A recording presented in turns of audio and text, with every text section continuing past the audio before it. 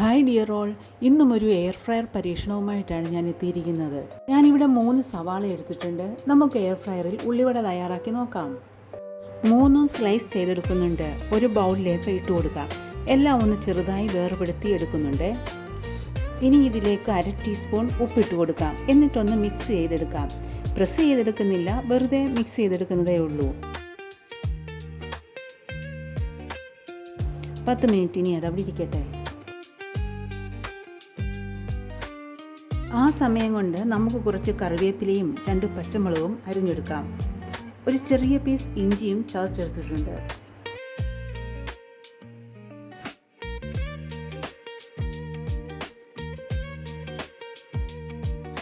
ഇനി ഈ സവാളയിലേക്ക് ഈ അരിഞ്ഞതെല്ലാം ഇട്ട് കൊടുക്കാം. ഇനി ഇതിലേക്ക് 1/2 ടീസ്പൂൺ മുളക് പൊടിയും കുറച്ച് മഞ്ഞൾപ്പൊടിയും ഇട്ട് കൊടുക്കാം. ഇനി ഇടേണ്ടത് കുറച്ച് കടലമാവാണ്. ഞാൻ 3 ടേബിൾ സ്പൂൺ ഇട്ടിട്ടുണ്ട്. കൂടെ 1.5 ടേബിൾ സ്പൂൺ മൈദയും ചേർക്കുന്നുണ്ട്. ഇനി ഇത് നന്നായി മിക്സ് ചെയ്തെടുക്കാം.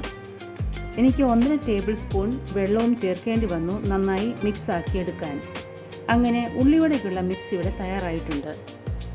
എയർ ഫ്രൈ ട്രേയുടെ അടിയിലാണ് ഞാൻ ബേക്കിംഗ് പേപ്പർ വെക്കുന്നത്. ഉള്ളി മിക്സിൽ നിന്ന് ഡ്രിപ്പ് ആകുന്നത് ബാസ്ക്കറ്റിൽ വീണ് അവിടെ ഉണങ്ങിപ്പിടിച്ചിരിക്കും. ഇത് ക്ലീൻ ചെയ്തെടുക്കുന്നത് അല്പം ബുദ്ധിമുട്ടുള്ള പണിയാണ്. കുറേ നേരം സോക്ക് ചെയ്ത് വെക്കുകയും വേണം. ട്രേയിൽ അല്പം കോക്കനട്ട് ഓയിൽ ബ്രഷ് ചെയ്തിട്ട് ഈ മിക്സിൽ നിന്നും കുറേശ്ശെ എടുത്ത് ഷേപ്പ് ചെയ്ത് വെച്ച് കൊടുക്കാം. കട്ടിയാകാതെ അല്പം പരത്തി വേണം ഷേപ്പ് ആക്കാൻ.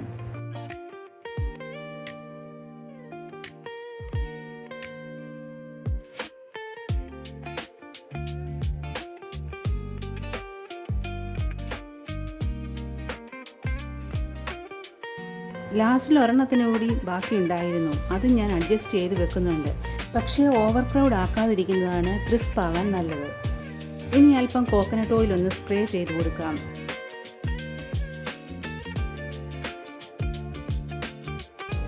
അകം നന്നായി വെന്ത് കിട്ടണമല്ലോ. അതുകൊണ്ട് നമുക്ക് 150 ഡിഗ്രി സെൽഷ്യസിൽ ഒരു 15 മിനിറ്റ് വെക്കാം.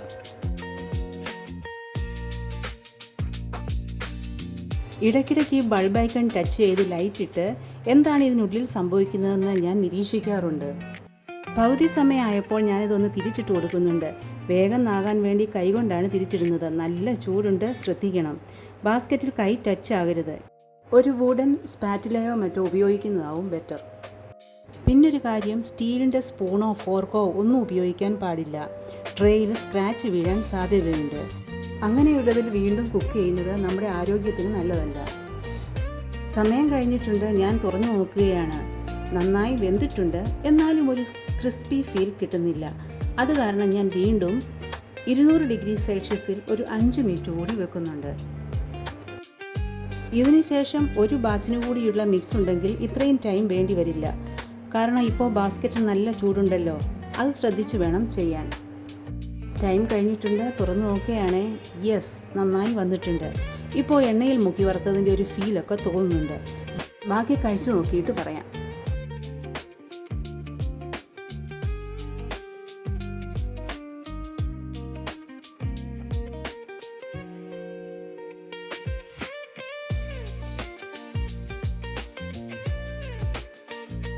അവൻ നന്നായി വെന്തിട്ടുണ്ട്.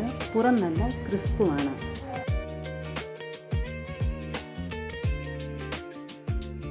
കൊള്ളാം, എനിക്കിഷ്ടപ്പെട്ടു. അല്ല, ഞങ്ങൾക്കെല്ലാം. എൻ്റെ ഈ easy and simple air fry പരീക്ഷണങ്ങൾ ഇഷ്ടപ്പെട്ടെങ്കിൽ ഒന്ന് സപ്പോർട്ട് ചെയ്യണേ. And thanks for watching.